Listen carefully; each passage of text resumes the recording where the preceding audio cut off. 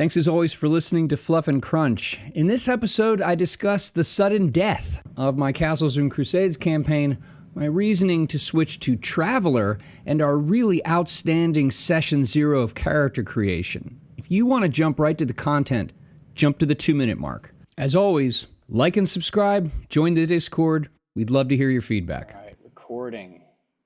Good morning, Chris, and welcome back from vacation. Hi, Jeremy. How are you? I'm very well. And you just said that you had a wonderful vacation in primarily where? You were in Mostly Croatia. Croatia. Okay. I did a lot of scenes from Game of Thrones. Oh my golly, your Facebook pictures, it was just gorgeous. It's like little castles and mountain lakes is what it looked like you experienced. Yeah, awful lot of time by the sea, lots of swimming, a lot of sun, and yeah, castles and lots of old towns. So yeah, it was good. Good. Glad to hear it. Now you're back to something back to normal life-ish. No, because I still don't go back to work for another 3 weeks. So. I mean normal life, like, you wake up in your own house and, yes, compared to that. Yeah, I've got a relatively chill, and Annie's booked into stuff most of this week, so I have a relaxing week to get over my holiday. Right. You need a break from vacation.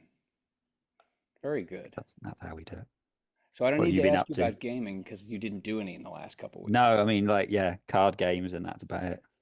I managed to fit in a miniatures tournament on Sunday though, so I literally that was Saturday. I got back on Friday and then went straight into a Star Wars tournament on Saturday. So that's cool. Interesting. That's cool. But other than that, I was going to ask you about yours, but what we're talking about this episode is your gaming. So yes, spoilers. So I think and the reason why I thought it's worthwhile for us to talk about this, I mean, I'd like feedback from you, but also for listeners, especially GMs, is that these things, that which we're going to talk about here, these things happen. So I have been running Castles and Crusades using the Pathfinder Kingmaker adventure path since September. I think we started laying the groundwork for it in August. We took most of December off. We took most of June off. But other than that's what we've been playing, and weekly. Every once in a while there's a missed week, but we'd played into the second book of the 6. And I'll put links, excuse me, to the some of the other episodes that are about this, about how I translated into Castles and Crusades and whatnot. I will fully admit that there were some things about the system, some friction points with some of my players that never went away. In terms of expectations that a D20 based, level based D&D looking kind of system should behave more like D&D, or should yield the kinds of results that 5e yields. I was going to say they wanted to play 5e, but it's not 5e. Correct. Although like I said, friction points were there. Now, what I saw from my side of the screen is that as I got more proficient with and used to the system, and we added some levels, I found some things that I really like about the system, and I found some things that I'm not too fond of with the system. And without going into great gory detail about that, the simplicity of the system is great, but that's also a piece of its I don't know. I consider that actually a drawback in some places, especially monster stats. And monster stats are really easy to use, but what happened over time is that combat became the kind of combat that bores me to death, which is you're just tracking damage. There's really not a whole lot else to it but damage. And I also found too that there are a lot of really low-level weak monsters, but there are some very powerful higher level things, but there isn't a whole lot that I found that fit in stat blocks rather that fit the Kingmaker campaign well in those middle levels. So long story short, we had week before last 5 players, and one of the characters was unexpectedly killed by trolls. beheaded, and I described a fountain of blood spraying up out of the head and out of the neck, and slumps over and he's dead. And he was fine with it. That one player of mine, I've played with him on and off for years, and he was terrific about it. It happens, no big deal. And so and that happened like right at the end of the session. And so I said, all right, what do we want to do? Steve, do you want to make a new character? Do you want to, have someone just like, wander in and become part of the team, or maybe pick up an NPC, or what do you want to do? And I know that he's been really, really busy away from the table. He's in education as well, and so he's been super busy of late. And so he just said, "Listen, I think I'm going to take a break for a while, just because I've just got too much going on anyway for a weekly game." I was like, "Okay, that's a bummer, but I understand." And so then I just used that as an opportunity to say, "Listen, I have to say that there are lots of things I like about this game and this story, but I am so burned out on fantasy, and Hmm. I am totally burned out on fantasy. I don't want elves, I don't want dwarves, I don't want magic, I don't want milords and miladies. Like, I just hit the point where I look myself in the GM mirror and I'm like, I've been playing fantasy almost nonstop for 2 years, and I'm just tired of it." And everyone was super fine with that. They're like, "That's cool." So I threw out some ideas, and we decided to play the grand old daddy of science fiction games, Traveller, that no one at the table had played. And I often do this when I'm playing one thing and we're well into it. I'm running one thing, we're well into it. I keep my energy level up by not binging only on what I'm running. I'll read something else that's totally different. I'll dream about the next campaign years down. And usually that doesn't cause any problems. Like, it doesn't make me want Hmm. to run off after the new shiny thing. It gives me an outlet. But in this case, it had actually given me the opportunity to have some groundwork to be ready. But yeah, I'm so done with fantasy for a while. I don't know if you've ever hit a point with a genre like that. I mean, no, I more have the problem that you just said that you don't. That if I'm playing one thing and I start looking at something else, I want to switch to something. Yes, I know that. So I Or don't tend heaven, to, or worse, you go see a movie. yeah. So I don't tend to play anything. I mean, the longest we managed is literally that, like that thing the whole of last year where the only thing we played for most of 2023 was 5e, Yeah. and that's it. So we didn't play anything else, but because we were mixing out characters and stuff, and we had kind of different things going on.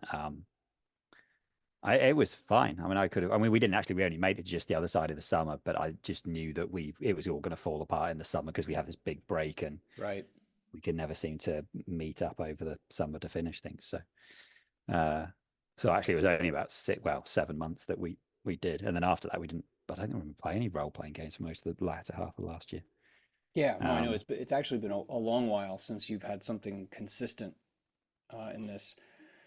But what I had decided to do, and you remember we talked a couple of months ago, and I'll put a link to this episode, that episode rather. We had talked about Traveler. I did an overview because you didn't really know anything about it other than the story of you can die during character creation, which by Mongoose Second Edition rules you cannot. However, Ooh, they do offer that as the Iron Man option, which all it is yeah, you can die during character creation. Yippee that's dee. cool. Actually, the way character creation works now is that if you fail your survival roll, each term of service, and if you're not familiar with Traveler offers this terrific life path. It's really, I think, like the first life path system that was created is that you start at age 18 and you do some number. Some of it is choice, some of it is die roll outcome that determines it, but you do some number of 4-year terms in things like the Army, the Marines, a merchant, an agent, whatever. There's all different kinds of general career fields. And you pick up each 4 years, you pick up certain skills, and you have an opportunity to get promotions, and you have an opportunity to have different life events happen and things like that. And one of the roles you have to make is a survival role. And it used to be in Classic Traveler, if you fail the survival role, you just die. And you're supposed to just start a character all over again. It's like tough.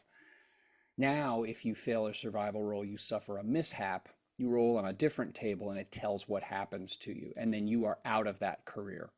So you did that 4 years and then you're out. So we actually had a few people. We decided, like I said, we're gonna play Traveler Mongoose Second Edition 2022 update, rules update. So we're playing the latest and most current version of the Mongoose Second Edition rules. And with 4 players, we created characters this last week. And the wonderful thing about Traveler as a session 0, and it actually recommends this, it recommends that you do not make characters in isolation. They actually recommend that everybody at the table make characters together, because the assumption is that you're a team and that you know each other. And so by working around the table to create characters jointly, you as a player get to know all the steps in that character's backstory. So there isn't, and it even says this in the book, there isn't the you meet in a starport, Ah, you meet in a starport tavern moment, and then you as players are explaining to each other what your characters are all about. Um, so we did that, and we had a really interesting session that took virtually our entire time together, and have some characters that have, I think, really interesting backstories because of what the players working with each other and me suggesting, because they don't know anything about the Traveler universe and I do, suggesting how experiences for one overlapped with or connected with experiences for another. like I said, you can't have your characters die anymore. But some of the Yeah. stuff you posted me sounds like you have actually generated really interesting backstories for some of Yeah. these characters. So what happens is, the default is you start at age 18, and you as a player decide like, oh, I think I want to do this. Like I want to, like I had 1 or 2 players decide that they wanted to send their characters to the Marine Academy, like Space Marines kind of thing. And another decided that she wanted to send her character to university. And another said, I just want to go directly into the Scout Service. And so what you have to do is you have to roll to get into each of those. And if you don't get in, you then have to just sign up for the draft. And then it's just like life kind of sucks you in some direction or another. But they all got into their chosen initial direction. And so the 2 characters that made Marines, they finish after 4 years, and then they went into their first term of service as Marine officers. And one rolled both of them rolled promotions, so both got promoted during their first 4 years. And one of them rolled, I forgot what his event was, but it was some kind of interesting, like, you did something cool in battle or whatever, something that you would expect. The other one rolled a he rolled poorly, and he was involved in some kind of scandal, and he was drummed out of the Corps. So he put 4 years into the academy and spent 4 years as a Marine officer, and then was booted. And so what we decided is that maybe he got involved with like a general's daughter or something like that, and the guy torpedoed his efficiency report, so he couldn't get promoted. So he just separated. All right. So there's a little bit of story there, whereas his buddy is like, Mr. like on the rise. The character who went to university decided that she wanted to be an agent, which is just the blanket term for like law enforcement or espionage. And each of these career fields has 3 sub categories in it. So agent has law enforcement, corporate, or intelligence. So intelligence would be like you're working for like the government intelligence agency, whereas corporate is like you're doing corporate espionage and counter intelligence. That's what she decided she was going to do after college. So she got some like administrative and legal training in college, and then she goes off and becomes an agent. She does that for 2 terms, and then she ended up rolling a mishap and had an option where she could either, I forgot what the one option was, but the other option was go to prison, which is actually a term of service. It's actually a quote unquote career. And she was accused of a crime. Whether she committed the crime or not is another issue. It doesn't say. These just provide you with outcomes and vague reasons why. And so she said, okay, I'm going to go to prison. I was like, okay. So she did her 4th term as a prisoner, and and decided that when she was a prisoner, because you can choose to either be, I forget what it was. The first one is basically you're just trying to keep your head down. The second one is you become like a thug in No. jail, and then the third one is you're a fixer. You're like getting people's stuff. So that's what she decided her character was, and then her character gets out after 4 years, and she's like, okay, I'm done. And when you're done, there's a point at which you can just decide I'm done with character creation, and then your character starts their quote unquote adventuring life. The third or the fourth character, he decided he was going to go into the scout service, go explore, look for new planets, stuff like that.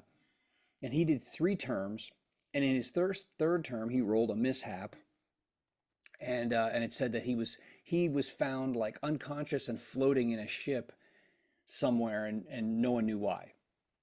And so once you have a mishap, you're done with that service.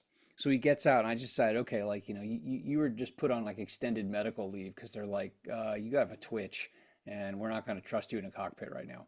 So then he did 4 years on a merchant ship, which totally makes sense. Like he had been space crew for 12 years, and then he can't do that anymore. So he's like, well, I'm just going to sign on somewhere where I can do something else that's related to this. And then after his fourth term, he stopped. The former Marine officer went and did 2 terms as an agent. Okay, so he gets out of the Marines under like kind of murky circumstances, but some people know it really wasn't his fault, maybe per se. Maybe someone just had it out for him. So he gets hired on to do some like contract intel work. But then he rolls a mishap in his second term of that, which has him. He's offered a deal by a criminal, and so as we decide, okay, he decides to accept it, but then he has to be drummed. He drops out of that career as well, and so his we decided that his character was looked the other way while some kind of graft or like kickback money scheme took place. And so what we have now is we have 4 characters who are all the same age. They all did 4 terms worth of checkered service, except for the Marine officer who stayed in. He was like Mr. Ramrod back, perfect spit and polish after 16 years. Um, and we came up with some really good connections. Like the 2 Marines knew each other in the academy, and even though the one guy left under cloudy circumstances, the guy who stayed in knows that he kind of got screwed. The the agents, rather the former Marine who became an agent, and then the one who was an agent and went to jail, would have met one another, could have met one another while doing like intel work. And any of them, any of the ones who, not the Marine officer, but the other 2, could have ended up, on a merchant ship, made contact with this merchant guy who had been a scout. So it's like there were lots of natural points, and this is the wonderful thing about Traveler's character generation system and running it as a session 0, is that you end up creating, or finding rather, not creating, you just find through these roles these very organic connections between the characters and their backgrounds.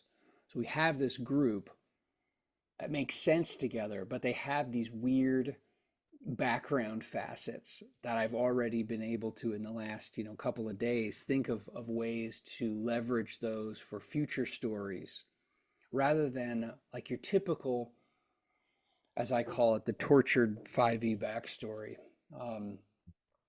Person makes character in isolation. Person writes overwrought backstory and then hands it to the GM and expects the GM to read the darn thing and make sense of it.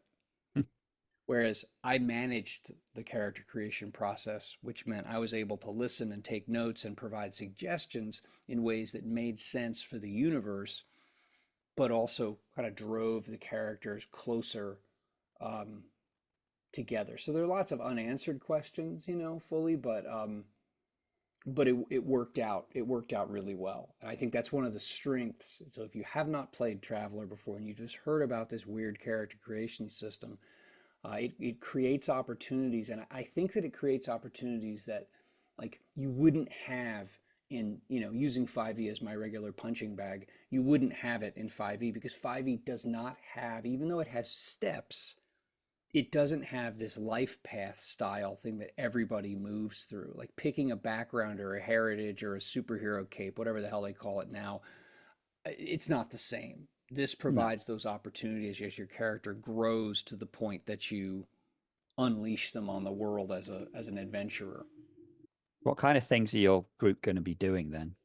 Well, the last step in character creation, and this is an innovation, at least from my memory, is an innovation of Mongoose Second Edition Traveler.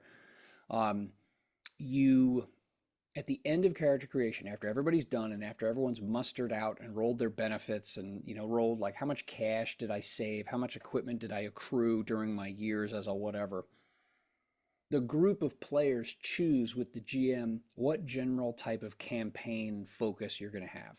Are you going to be mercenaries? Are you going to be primarily on a ship? Are you going to be explorers? Are you going to be diplomats? Are you going to be criminals? Are you going to do espionage? There's like 10, 8 or 10 different kind of umbrella vibes, if you want to call it, tones, focuses for a campaign. And each of those comes with 8 skills, 8 different skills. And the idea is that you then go around the table and everybody chooses a skill until you use all of those up to fill in any gaps.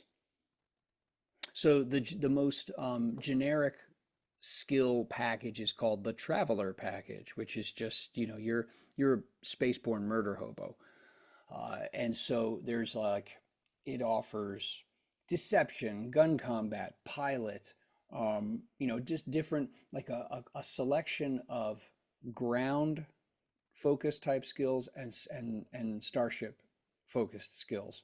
And what was handy is that I have 4 players. There are 8 skills, and so everybody got to pick 2, and they fleshed out their characters, thus filling in gaps so that the group as a whole has all the different sorts of skills that they need to engage in those general kinds of adventures. Like up to that point, only one character could pilot a ship.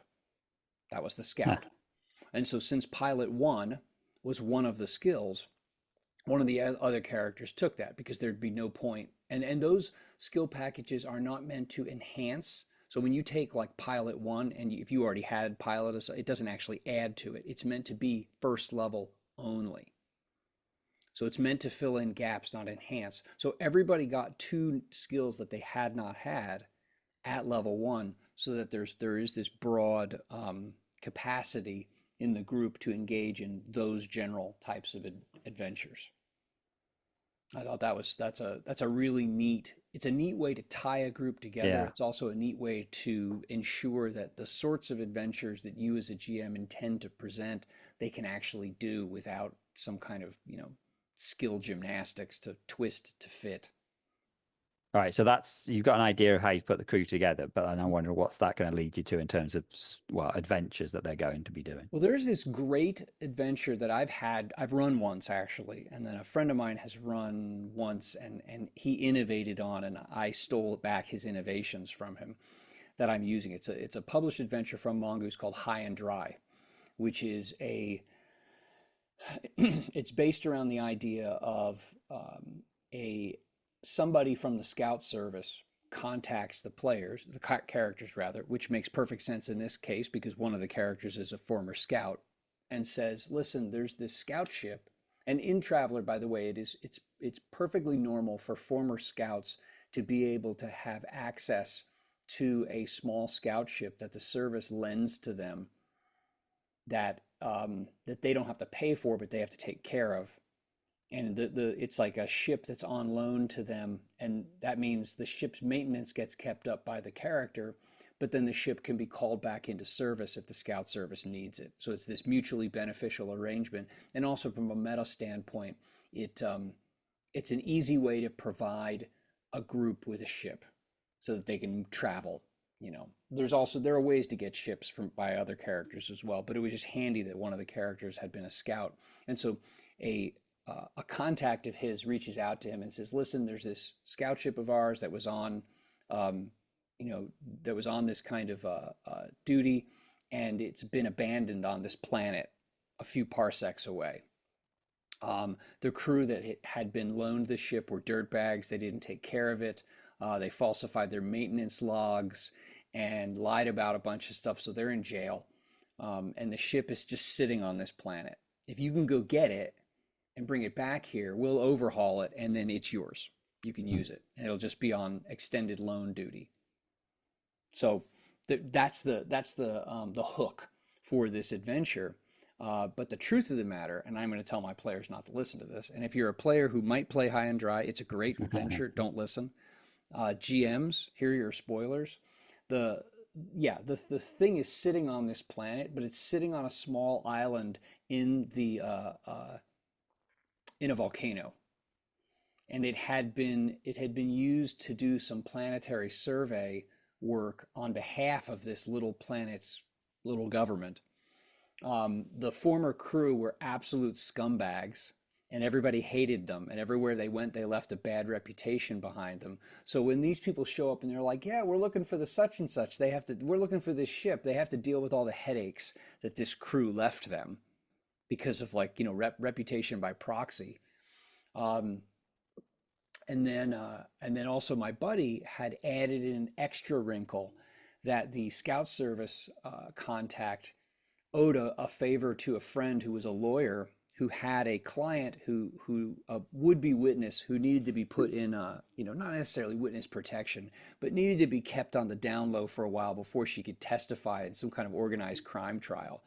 So they have now been they've had a stripper named Anastasia dumped in their lap that they have to haul several parsecs away, keep out of trouble, and then fix this ship and then get it back um, to the planet where they were from to then earn the ability to have this as their own ship.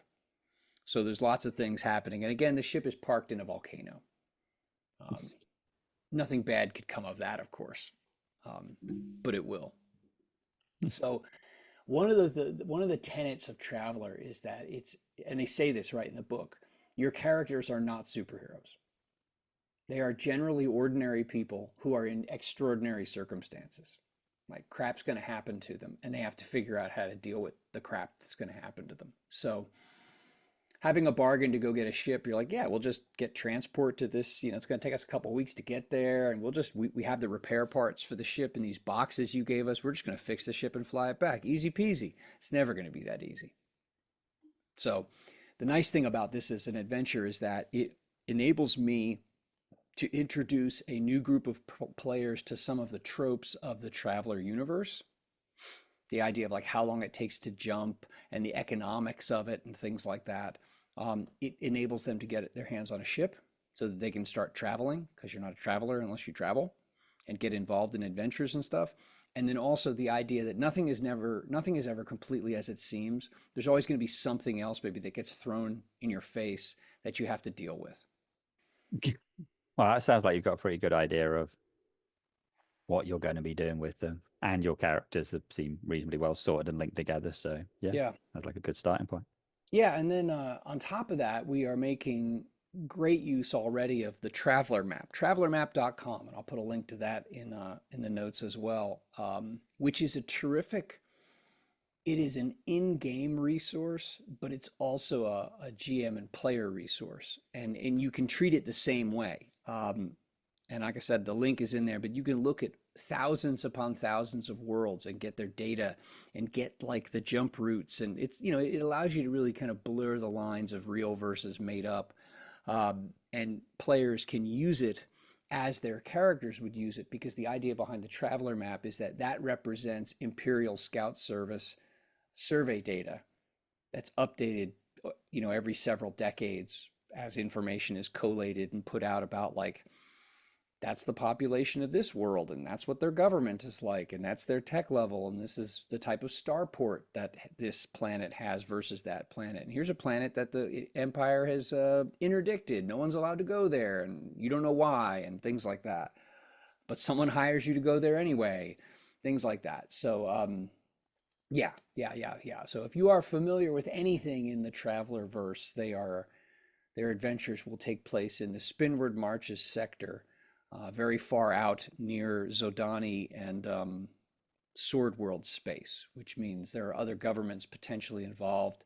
And and I have my eyes on Mongoose's Fifth Frontier War book, which just came out. So I might have them adventuring for a while and then dump a war on them. So I'm definitely going to tell my players to not listen to these episodes for sure. Yeah, it's probably a good idea. I've got nothing else, so kind of You're supposed to say Zowie. I want to play Traveler. You know what? Actually, No. you would be. I don't know. I think you might dig Traveler. You might not dig it from the standpoint of like the characters aren't like super, like they don't have super abilities, things like that. They're not like super heroic in that respect. But but the degree of detail in the world is not. It's not like Forgotten Realms where it's just there's too much and you feel like you're buried in it. This all just makes sense. They've done a very good job over the years of making the universe make sense. And so then you just have to choose like what area you want to adventure in and what themes and storylines that are present in the universe, which ones are most interesting to you. And Traveler is an interesting property in that Mark Miller is the guy who created it back in 1977. Game Designers Workshop was the original company that published it, and now I think it's owned by the name Mark Miller's company is like Far Future Enterprises, but they license it out to Mongoose, which is a British company. So there's lots of armor and honor and things like that. These odd like U's in these words here. I don't know why those, but it's all there. And Mongoose has been a terrific steward of the property. The book quality is very high, physical and layout and art and consistency of design and format is very good. Um, they have done a very good job of explaining the rules and streamlining them and updating them enough so that it feels like there are some elements of the rules that are contemporary, but it's still at its core the same 2-6 based um, mechanic. And there's a ton of fluff and content. And so I don't know. I think you might dig it. Yeah, I've looked into it a load of times, but it's quite, it's another thing that Yeah, another system to try and learn. yeah. And then try to convince your friends to play it. Oh, they play anything, so they're not really Oh, bothered. But um, yeah, because I like the whole, space and exploring stuff. That's essentially what we're doing now in the game we're playing. But yeah, having well, to learn another system and background is a pain. one of the neat things though about it, and this about the technology side of it, is that it is accepted that there are varying tech levels. And like imperial, like the average imperial is of a certain level, and then there are some places where the technology is better, the tech level is higher, and then there are plenty of places where the tech level is lower. And so you could easily, with Traveler's rules, just by excluding things above a certain tech level, you could play something like The Expanse. No problem.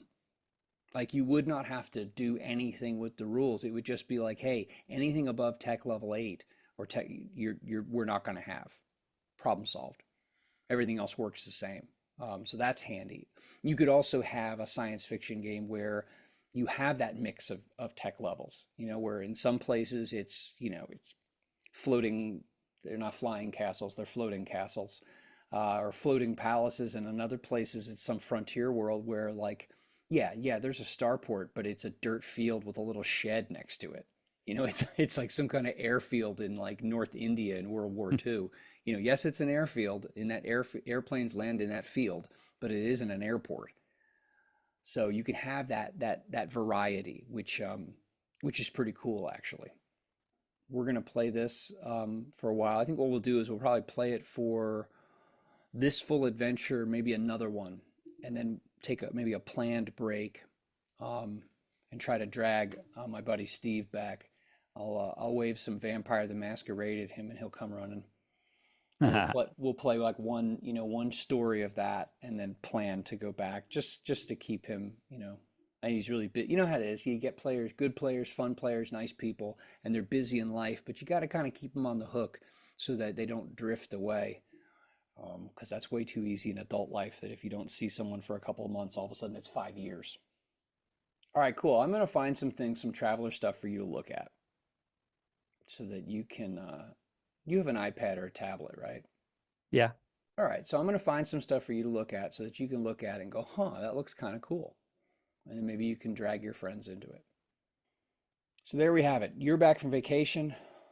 I have quickly pivoted away from a campaign that I put a lot of work into and we had fun with, but it was just time. No more castles. If there are Oh any dear. castles in my Traveler game, they'll be able to come in and mow them down with like missiles and lasers. Show up on the low tech world and set themselves up as like kings. Well, then you're back playing fantasy, so maybe not that. Okay, probably not that then. All right, cool. Well, I will gripe at people to like and subscribe on the front end because apparently in YouTube best practices, that's what you're supposed to do. But you should like and you should subscribe and click the links and join our Discord, join the conversation, and all that good stuff. Right? Yep. Yeah. I think you got everything. All right, lovely. Thank you, as always, for listening to Fluff and Crunch. You can join our Discord, you can subscribe to the podcast, you can subscribe to the YouTube channel, all through the links in the show notes. Thanks again. Have a great day. We look forward to talking with you.